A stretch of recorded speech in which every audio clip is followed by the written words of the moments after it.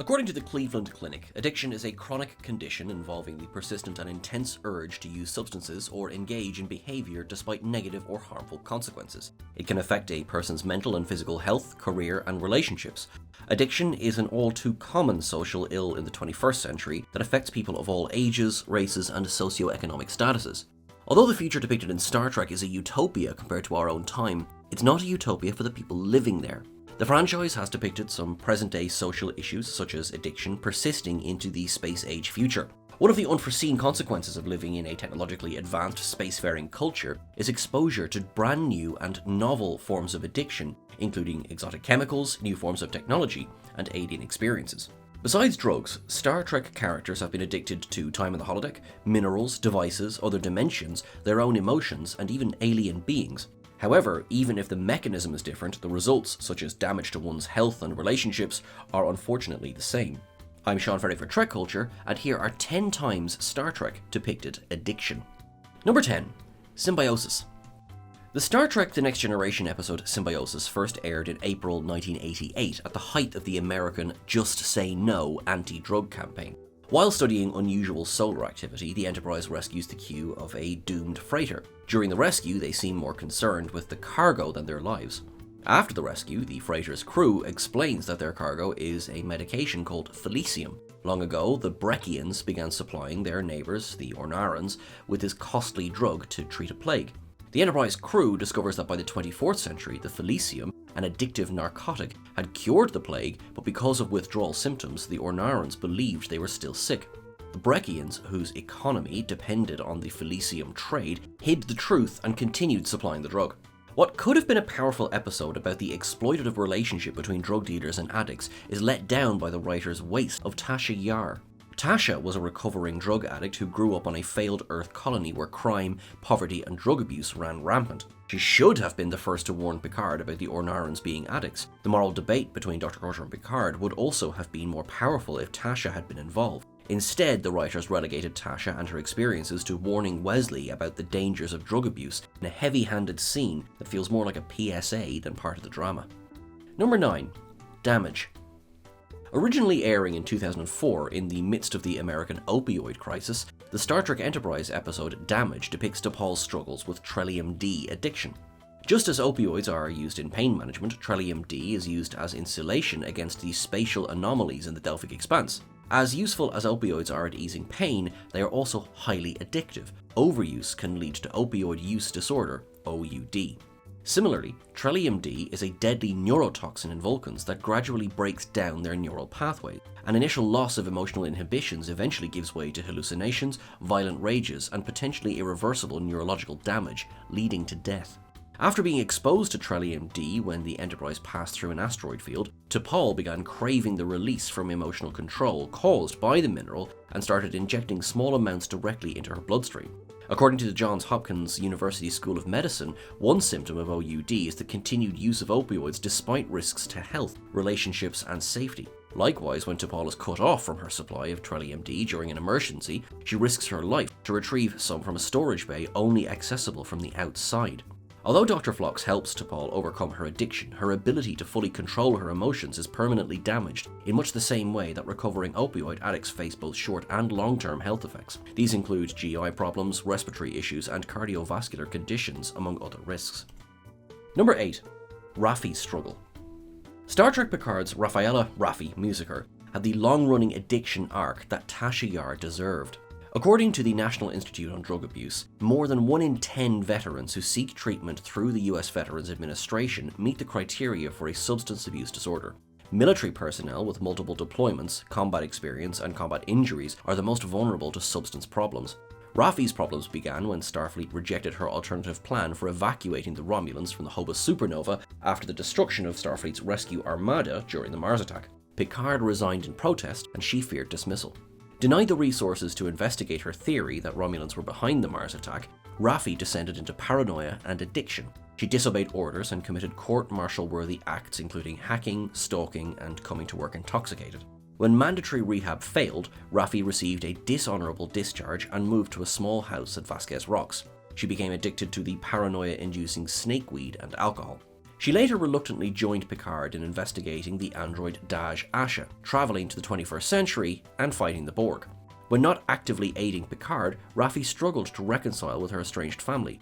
Those seeking reconciliation should consider their motives, ensure their safety, and make sure they are prepared for rejection. Raffi rushed into contacting her son Gabriel and failed.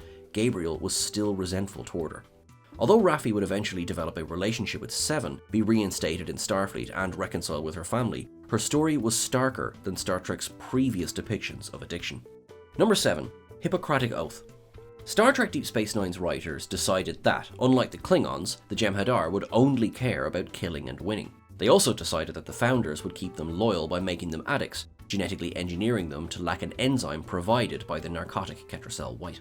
According to a study by the American National Institutes on Health, substance use disorders can indeed be influenced by genetic factors. However, as the National Institute of Drug Abuse Director Nora Volko, MD, cautions, genetics play a key role in determining health throughout our lives, but they are not destiny.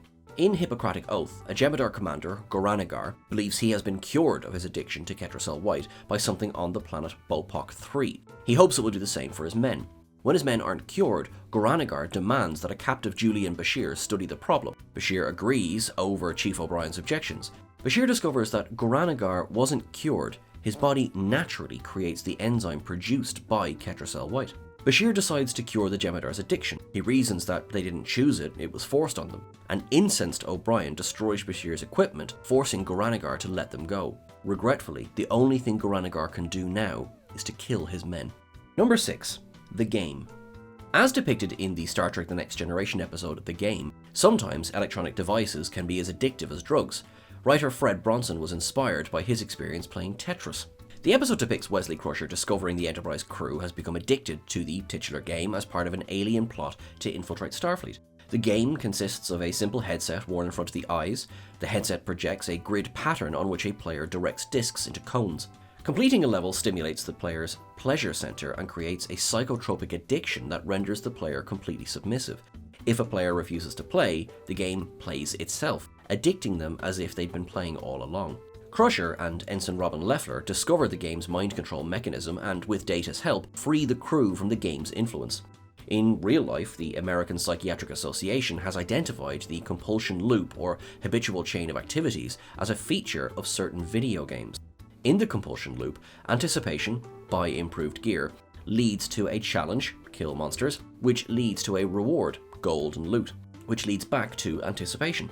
This produces dopamine that reinforces the desire to play through the compulsion loop, potentially leading to addictive behavior. Of course, in real life, when a player stops playing, the game doesn't play itself, at least not yet. Number 5. Hollow Pursuits. The episode Hollow Pursuits introduces Reg Barclay. Conceived by Gene Roddenberry as a relatable everyman, Barclay is the opposite of the Next Generation's main cast.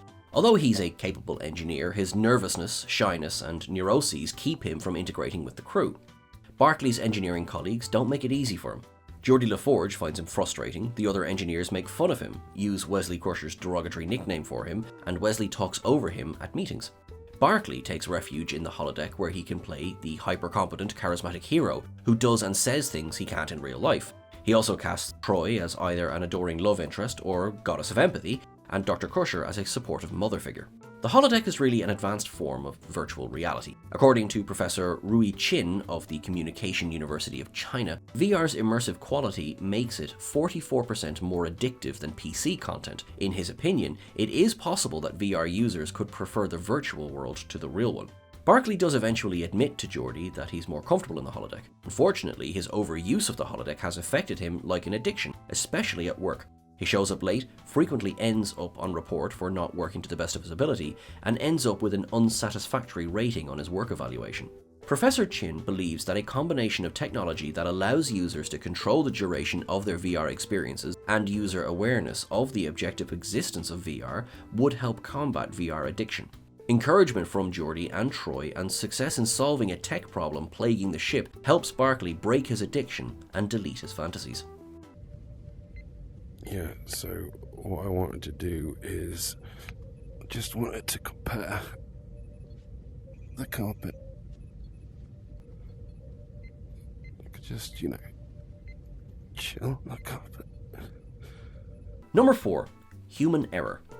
According to Andrei Bormanis, the Star Trek Voyager episode Human Error was written as a metaphor for post-traumatic stress disorder. According to the Banyan Treatment Center, 27.9% of women with PTSD have problems with drugs. Instead of drugs, Seven copes with her PTSD from her time as a Borg drone in the holodeck. Rather than Reginald Barclay's hero fantasies, Seven imagines herself as implant-free and participating in situations most people would take for granted, such as romantic relationships, social gatherings, and decorating her quarters. The more time she spends in the holodeck, the more like an addict she behaves, ignoring her basic health and cybernetic maintenance, and missing real social gatherings such as B'Elanna Torres' baby shower. During an argument with her imaginary lover, a holographic Chakotay, Seven passes out when her cortical node shuts down, a failsafe designed to prevent drones from experiencing excessive emotion. This incident mirrors a drug overdose. Like a drug addict quitting cold turkey, Seven declines the doctor's offer to reconfigure her circuitry so that she can experience normal emotions. She tells him that her fantasies were an inefficient use of her time. When she declines the real Chakotay's invitation to a cooking class, he chastises her for not socializing with the crew. She contemplates this as the episode ends. Number 3. Alice. In the Star Trek Voyager episode Alice, Tom Paris obsesses over an alien shuttlecraft, demonstrating what psychologists refer to as behavioral or process addiction. According to Caron Treatment Centers, a process addiction is a compulsive behavior that a person engages in and continues pursuing regardless of negative consequences. Instead of ingesting a substance, the person chases the dopamine high induced by the behavior. Acquired from a space junkyard, Alice features a neurogenic interface that interacts directly with the pilot's brain.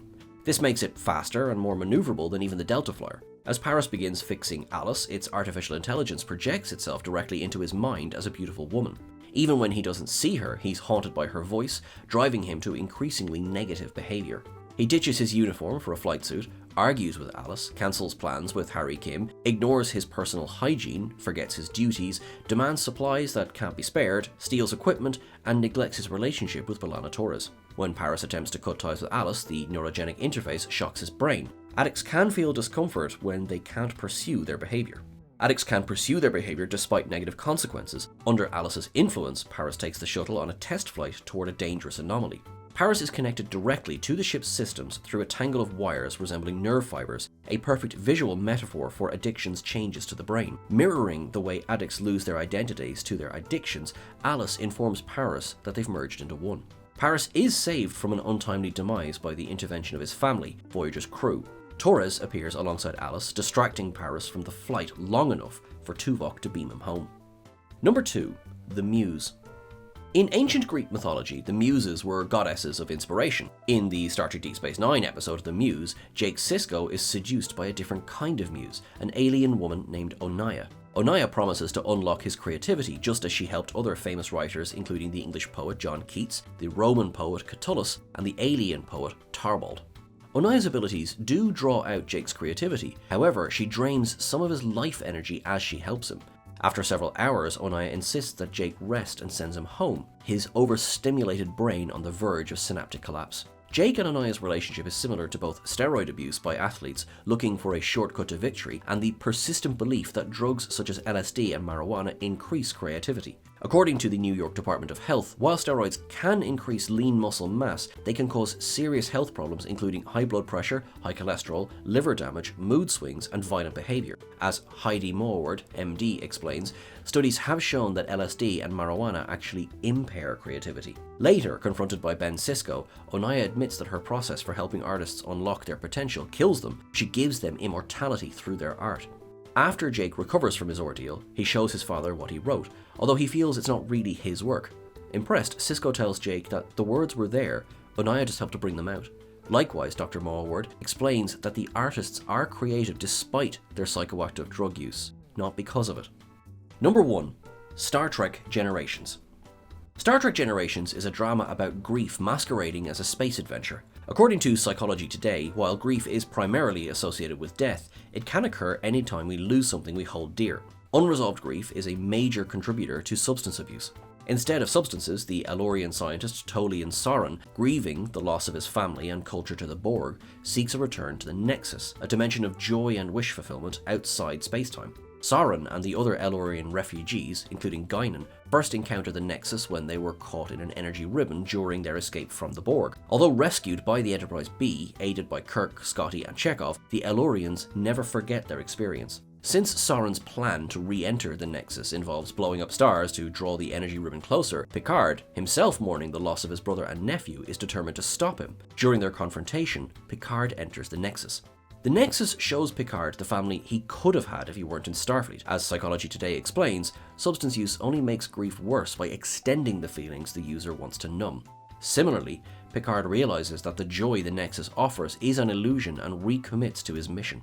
Picard finds Kirk in the Nexus, trapped there since aiding the Elorians. Like Picard, Kirk is tempted by the chance to make up for past regrets, but realizes he'd miss excitement and danger. He leaves behind his illusions to join Picard in defeating Sauron. Thank you very much for watching along, folks. Heavier list than usual, but we hope you enjoyed it.